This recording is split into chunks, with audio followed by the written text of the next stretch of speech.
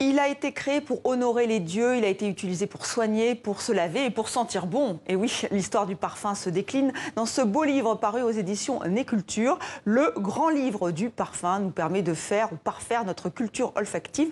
Bonsoir Denise Beaulieu. Bonsoir. Vous êtes l'une des nombreuses plumes de cet ouvrage, puisque c'est un ouvrage collectif. Et vous participez aussi au MOOC. Voici donc le nez qui a un nom parfait pour ce dont vous parlez. C'est le sixième numéro donc, de cette revue qui est de la revue de la culture olfactive. Alors le nez est très important pour le parfum. Alors vous êtes une passionnée. Comment vous êtes devenue passionnée ? En fait, parce que d'abord, on se pose toute la question quand on est petite fille, comment devenir une femme ? Quelle est la potion magique qui va me faire grandir ? Donc c'est lié au genre. C'était au départ lié au genre, parce qu'on se pose cette question.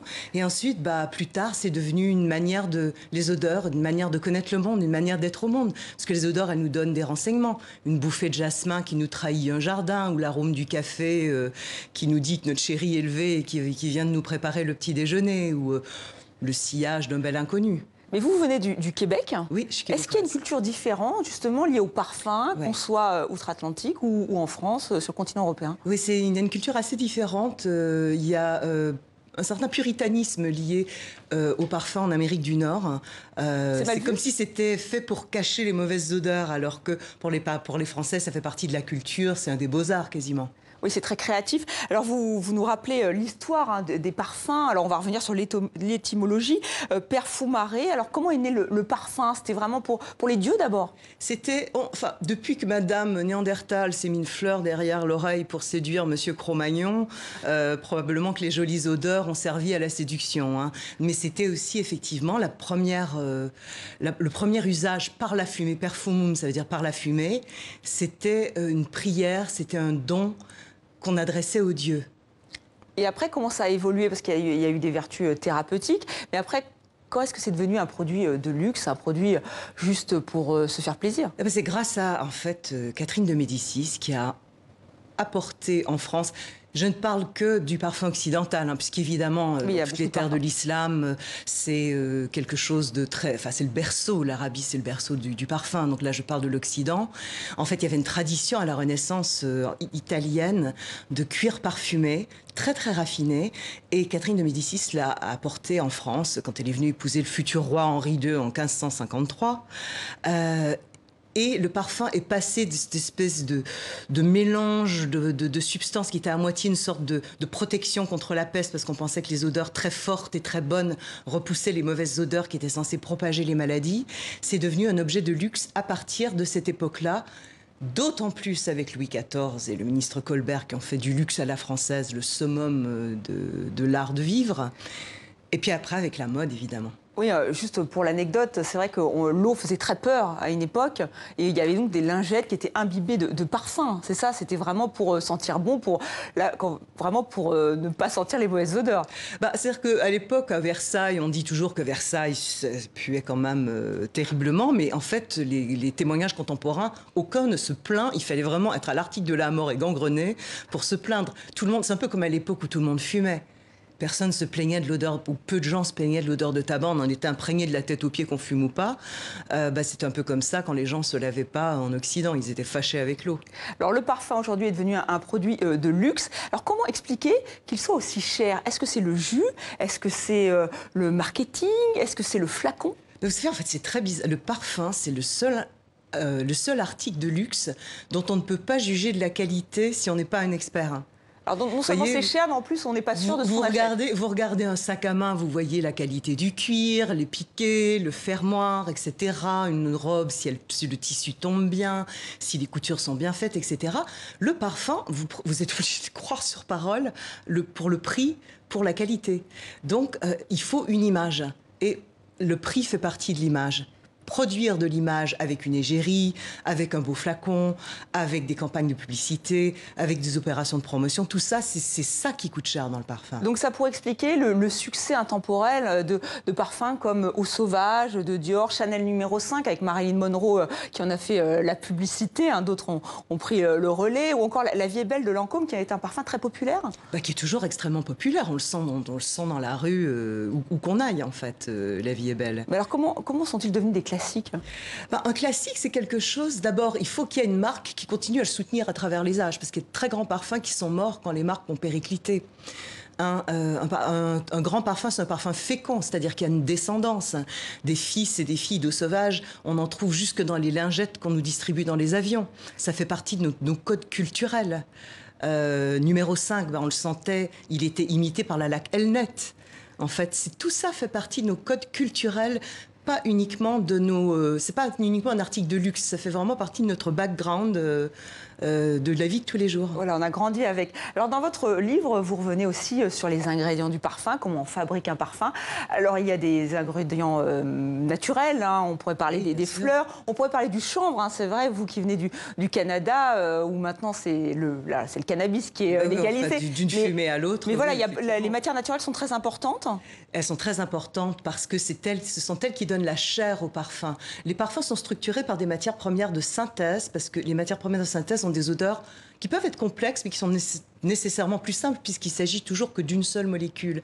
Alors que dans une essence de rose, vous en avez des centaines. Donc certaines qui sentent plus que d'autres, etc. Mais sentez une essence de rose, c'est quand même un gros bordel, excusez-moi l'expression. Ça sent pas vraiment la rose. Sinon, le parfumeur, il mettrait de l'essence de rose, un peu d'alcool, et c'est marre, il rentrerait à la maison. Donc c'est important d'avoir toute cette révolution de la synthèse. De la synthèse, de la chimie, pour structurer les parfums. Hein, on voit justement ces magnifiques roses, ce qu'elles livrent comme absolu, quand on l'extrait au solvant, ça sent pas exactement la rose. Il faut reconstruire et restructurer pour que vous ayez cette impression d'une rose fraîche du matin, d'une rose capiteuse et un peu épicée, d'une rose qui sent un peu la confiture, le loukoum. Tout ça, c'est fait avec un mélange de matières. Et pourtant, on pourrait se dire qu'un très bon parfum, un parfum de qualité, il est constitué de matières naturelles. Ce n'est pas le cas. Ce n'est pas 100% le cas. Jamais, depuis la fin du 19e siècle, le parfum a intégré, tous les grands parfums Guerlain, etc., des matières premières de synthèse. C'est ce qui a donné la modernité au parfum. Maintenant, s'il y a trop peu de matières naturelles, il va être un peu maigrichon, votre parfum, il n'aura pas beaucoup de chair, il n'aura pas de courbe. Donc, mais bon, en même temps, ça peut faire il y a des notes de synthèse qui sont très, très complexes aussi. Il ne faut pas non plus dire synthèse égale cheap. C'est pas vrai. Alors aujourd'hui, il y a des ingrédients qui ont disparu, hein, des ingrédients qui ne sont pas forcément ragoûtants quand on lit ce livre. Je pense à la civette, le musc, l'ambre gris. Expliquez-nous, c'est vrai que c'est assez curieux. Enfin, la civette, oui. Je ne sais pas si les auditeurs ont entendu parler de ce café qu'on récolte, que les civettes vont cueillir sur les caféiers, elles en bouffent. Ces espèces de petites bêtes qui ressemblent un petit peu à un renard et un petit peu à un chat, et qui les excrètent de l'autre côté. Elles ont aussi une petite poche, une glande située dans la région anale, à laquelle on fait un curetage pour se procurer une sorte de pâte assez onctueuse. C'est assez curieux, oui. Qui a une odeur de près assez fécale, mais en solution, en fait, très... Vous savez, dans un bon chocolat, on chantait des graines de cacao hier, et dans un bon chocolat, vous avez une touche de civette, il y a un côté un peu animal. Vous savez, c'est toujours la petite touche de laideur et d'animalité qui marie le parfum à la peau. Hein, on est des bêtes quand même. Hein. Est-ce qu'on peut devenir parfumeur assez simplement? Il y a de grands nez, on les appelle les nés. Et alors, il y a de grands noms. Est-ce que tout à chacun, ou est-ce qu'il faut avoir certaines qualités? C'est-à-dire qu'il ne s'agit pas nécessairement d'avoir un nez de chien de chasse. Ils n'ont pas nécessairement un flair plus aiguisé que les autres. Ça, le nez, ça s'exerce. Ça s'exerce en sentant et en connectant les mots avec les odeurs. Hein, c'est comme ça, c'est pas évident parce que c'est un sens très instinctif qui passe pas beaucoup par les mots.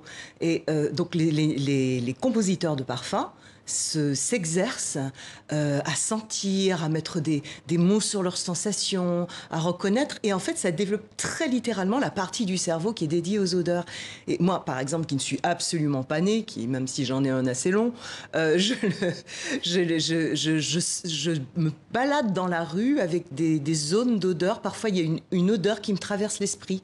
Donc, Denise Beaulieu, ce n'est pas demain que l'intelligence artificielle, par exemple, pourra composer un parfum de A à Z. Oh bah si, quand même, parce que si vous voulez, les formules sont tellement standardisées maintenant que malheureusement, si on voulait copier un best-seller et faire changer juste quelques proportions, on pourrait faire le prochain Angel ou le prochain Chanel numéro 5. Ça, c'est autre chose. Ah oui, effectivement. Alors justement, vous parlez d'Angel, il y avait Giorgio aussi. Alors ça, c'est des marques que l'on... C'est vraiment des parfums qui ont qui ont collé à une époque. Il y a des parfums comme ça qui expriment une époque. Mais Giorgio, vous imaginez, ce sont les années 80, ce sont les épaulettes très larges, ce sont les couleurs fluo, ce sont les cheveux, alors la Sue Ellen dans Dallas, avec le maquillage, le rouge à lèvres fuchsia, etc. C'est des parfums qui étaient, ça c'est un parfum américain, c'est des parfums pousse-toi de là que je m'y mette. C'est des parfums, je tatoue la pièce entière avec mon odeur. Il paraît-il, et ça je l'ai vérifié auprès d'un commercial qui très jeune a fait le lancement de Giorgio. Il y avait des restaurants aux États-Unis où il y avait des pancartes no smoking, no Giorgio. D'accord. Alors, gros succès aussi d'Angel. Là, c'est des parfums sucrés, ce sont des parfums sucrés. Pourquoi les femmes aujourd'hui aiment les parfums sucrés? Je pense que on est c'est comme dans la publicité d'un certain chocolat, c'est quelques grammes de douceur dans un monde de brut. On vit dans un monde qui est difficile. Donc d'une part, on est bombardé d'informations dont plusieurs, malheureusement, sont difficiles à supporter et à avaler. Les odeurs sucrées, elles sont régressives. Elles nous rappellent les douceurs de l'enfance, mais elles sont faciles à comprendre, faciles à aimer. On sent quelque chose. Vous avez 5 minutes chez Sephora à l'heure du déjeuner. Vous sentez quelque chose, il faut que ça vous plaise tout de suite. Qu'est-ce qui plaît plus qu'une odeur de praline ou qu'une odeur de confiture ou qu'une odeur de dragée? Et est-ce que ça reste encore très genré? C'est-à-dire rangé, genré. Oui, genré, rangé par genre. Tout dépend du type de parfum, parce qu'il y a un type de parfum qu'on appelle la parfumerie de niche ou la parfumerie d'exception, où là, il n'y a pas d'attribution masculine ou féminine.